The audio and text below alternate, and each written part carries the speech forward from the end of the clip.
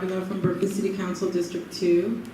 District 2 runs from Sacramento, below Sacramento to the water, Sacramento and University to the water, Haskell on the south side, a little bit of 67th, 65th, California. And so that's the district. I've been on the council since 12/1/2016. I was an unanticipated victory, so shocked a lot of people, beat out a 12-year incumbent. And thank you, Nulong, because this is just such a beautiful event. I remember you had this idea, and then you were going to come to Caring for a Community, which is a community meetings that we hold to try to talk about how we can help and come together as a community for our unhoused. And we weren't able to have that because you weren't available, but now look at you. You got like a 501c3 in the process, and it's just like, you just like went for it, and I'm not your mother, but I'm so proud of you. Because that's just like what we need in this world right now, right? People with empathy. So I have typed up a little something to say. I wanted to thank you for your vision, Nulong. Thank you. For bringing us here together tonight, and for always sharing his thoughts on empathy while attending my office events, and for showing compassion for our community and the challenges that we face. What is empathy? Google defines empathy as the ability to understand and share the feelings of another. The City of Berkeley's health status report stated that racism is one of the reasons for the health inequities, just in this 2008 status report. Google defines racism as a prejudice, discrimination, or antagonism directed against someone of a different race based on their belief whether one's own race is superior. Races would not exist if empathy was considered all the time, right?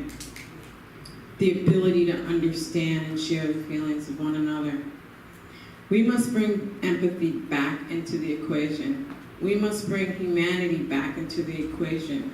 We must hold compassion and empathy in our hearts to unite, to deal with homelessness, affordable housing, all the things and all the issues that are coming up in this world today and that our unhoused have to deal with, right?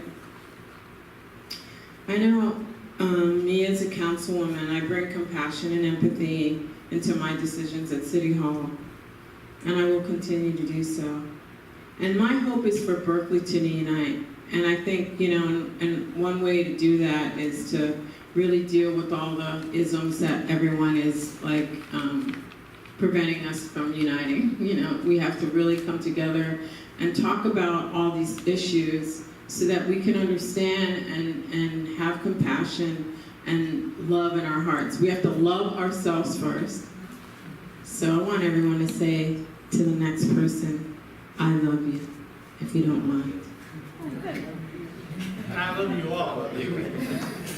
Well, because that's how it starts. I know that's not something that a council person usually says, but that's what we really have to do. If we don't love ourselves and love each other, then we have no hope to unite or have empathy, right?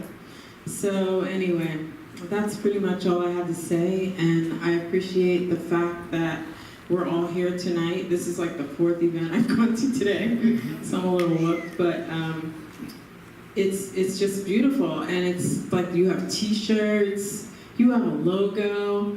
I'm just like so super impressed, It's just amazing. Thank you. Because we need more people like you to come together with other people to really understand what empathy is really about. One night at the it was a meeting, our Caring for Community meetings, we did some meditation first. We started the meetings, and it was such a great meeting to start in that way, right? And I kind of would love, so whoever gets on the council, if we could start our meetings with like a 2-minute meditation, I think that we could do some much better stuff, we could at least get along, because right now it's a little stressful being on the dais, I'll tell you. But I'm gonna hang in there, and you know, we have to, because I mean, just today, this wonderful, beautiful woman, I saw her here earlier, that you introduced me to, Aiden, She's gone right now. said some. Oh, she's right there. Oh, there you are, right?